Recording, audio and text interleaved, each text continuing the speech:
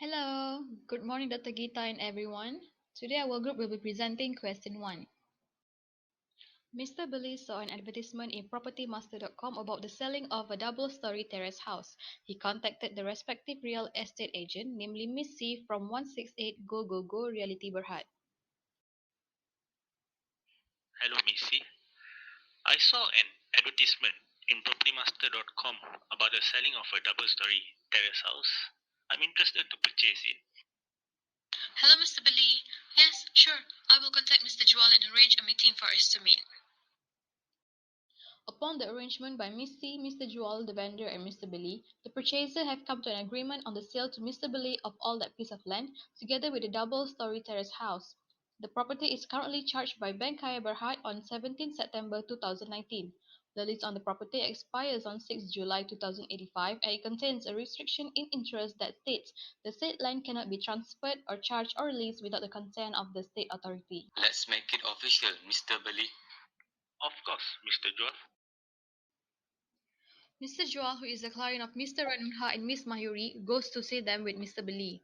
Mr. Joel tells his lawyers that he is now interested in selling the property, and Mr. Billy is interested in purchasing the property on as is where is basis, together with the fittings and fixtures attached thereon, if any, with vacant possessions and free from encumbrances but subject to the conditions whether express or implied attached to the property and obtaining the consents from the state authority.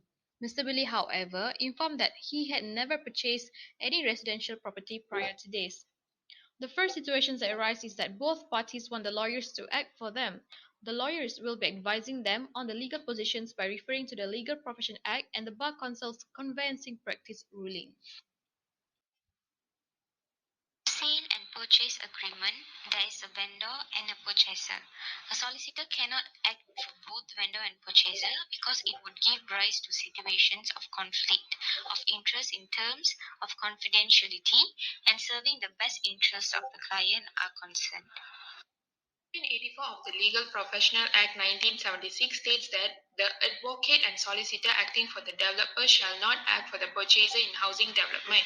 Moreover, Order 7 Solicitors Remuneration Order 2005 prohibits one solicitor from acting for more than one party. Furthermore, Rule 18 of Bar Council's Conveyancing Practice ruling provides that a solicitor acting for development in housing project cannot act for any purchaser in respect of any lot in the same phase of the project.